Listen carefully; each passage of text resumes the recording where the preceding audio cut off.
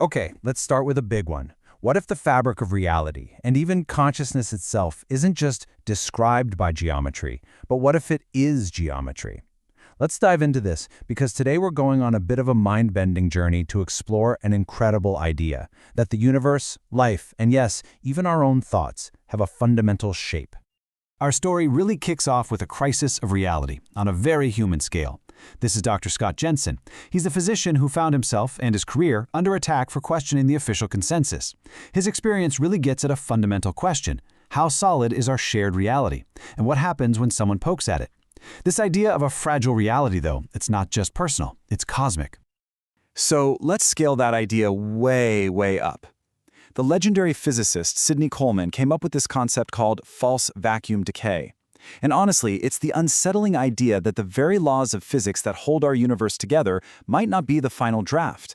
A bubble of a more stable reality could, at any second, just expand at the speed of light, rewriting the entire cosmos and wiping us out before we even knew what hit us.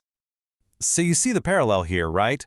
Whether it's the social reality we all agree on or the physical laws of space-time, it seems like our reality is resting on some surprisingly fragile foundations. And this just forces us to ask this really profound question: what is reality, and how stable is it really?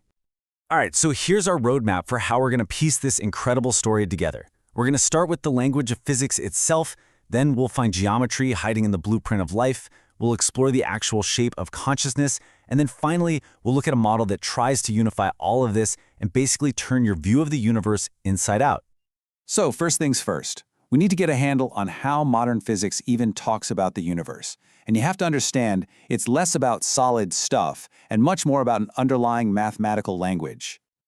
Okay, the first step is a big one. You gotta throw out that old idea of particles being like tiny billiard balls. Quantum field theory tells us that reality is actually made of fields. There's an electron field, a photon field, and they all fill up the entire universe, layered on top of each other. So an electron isn't a thing, it's just a ripple, a little vibration in the electron field. The whole universe is just this symphony of vibrating fields. Now, the rules that govern these fields, the grammar of the universe, is this idea called gauge theory. And really, it's all built on the beautiful concept of symmetry. It just means that the fundamental laws of physics don't change just because you look at them from a different angle. And this isn't just some neat math trick, it's a huge clue that the deep structure of the universe is fundamentally geometric. Okay, so the cosmos has a geometric language. Pretty cool. But what about life? Let's bring that huge cosmic idea right down to Earth, to the building blocks of you and me. Because it turns out, geometry is a key signature of biology too. So all life on this planet shares this really weird geometric quirk. It's called homochirality. Think about your hands. They're mirror images, a left and a right. Well, molecules can be the same, and for some reason we still don't totally get, life exclusively uses left-handed amino acids and right-handed sugars. It's like a universal geometric standard for anything that's alive. And get this, the energy difference that locks life into this specific handedness is ridiculously, absurdly small. I mean, we are talking about the energy equivalent of dissolving less than a single grain of rice into an entire Olympic-sized swimming pool. It's almost nothing. Just think about that for a second. This tiny, infinitesimal geometric preference, this nearly non-existent break in symmetry, it appears to be the literal dividing line between the chemistry of life and the chemistry of just stuff. Life has another geometric trick up its sleeve too. It's called conformal invariance. The easiest way to think about it is like a perfect blueprint that can be scaled up or down without losing its essential shape because it always preserves the angles. This is what allows biological systems to maintain their structure and function as they grow, from one cell to a whole organism. It's this scale-free, angle-preserving geometry that seems to be a universal property of all living cells. So we've seen geometry in the cosmos, and we've seen it in the building blocks of life. You can probably see where this is going, which leads us to the ultimate question. Does consciousness itself have a shape? And, this isn't some fringe idea anymore. Mainstream science is right on this. You've got major theories like integrated information theory, or IIT, that explicitly model consciousness as a complex geometric object in a mathematical space. And then you have theories like Roger Penrose's OR, which links our conscious moments directly to the geometry of space-time itself at the quantum level. This is the scientific frontier. So this is the obvious next question, right? If it's a physical thing, we should be able to point to it somewhere in the brain. But, well, the answer is not at all what you'd expect. Back in the 1990s, a really remarkable study analyzing EEG data came to this wild conclusion. The researchers said consciousness isn't located in any single part of the brain. They said the best way to describe it was as a dynamic object that exists in a kind of mathematical hyperspace, a space with more than 3 dimensions. And they didn't just stop there. They actually measured this geometric object of human consciousness, and the number they found is just astonishing. The fractal dimension of this object, this attractor, is 4.8. Not 3, not 4, but a fractional dimension in between. It seems our minds are, quite literally, 4.8-dimensional geometric structures. A 4.8-dimensional mind. I mean, what would that even feel like? How could we possibly perceive it?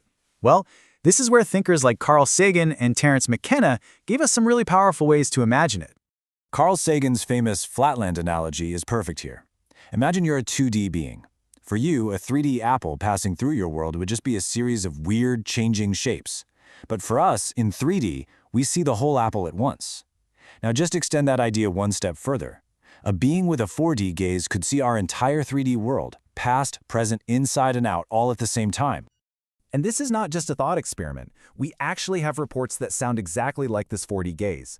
During near-death experiences, even people who were born blind report something they call mind sight, seeing everything from all angles at once. And then you have someone like Terence McKenna, who describes certain psychedelic states as revealing a new language, a shared visual topology where meaning is a geometric object you see, not a sound you hear. So, we've got a 4.8-dimensional mind and these stunning descriptions of a 4D gaze. For our final section, let's look at a speculative model that tries to bring all of these incredible threads together into one picture. This table here is kind of like a Rosetta Stone. It shows how all these different fields might be using their own unique language to describe the exact same fundamental process. So what McKenna called a bootstrap situation seems to be what mathematicians call sphere eversion. And both of these ideas might point to a physical process that biophysics can ground in that 4.8-dimensional attractor. It's this amazing convergence of ideas from totally different worlds. So this unified model basically proposes this. 1. Consciousness is a 4.8-dimensional vortex. 2. Our 3D brain is like an antenna, a transducer, that can only perceive one 3D slice of this bigger structure at a time. And we experience that as the linear flow of time. And 3. Those profound state shifts, like an NDE, could be a topological transformation called sphere eversion. Imagine turning a sphere completely inside out without ripping it. In this model, our geometric self-model turns inside out, letting us briefly tap into that higher dimensional, all-at-once 4D gaze. And that leaves us with this absolutely staggering possibility. We've gone from the fragility of our reality to the geometry of life to the shape of our own minds. If this unified vision is even a little bit correct, it changes everything. It leads us to the ultimate question. If consciousness and reality are both fundamentally geometric, are we simply living in some kind of cosmic thought, or are our own thoughts actively shaping the geometry of the universe itself?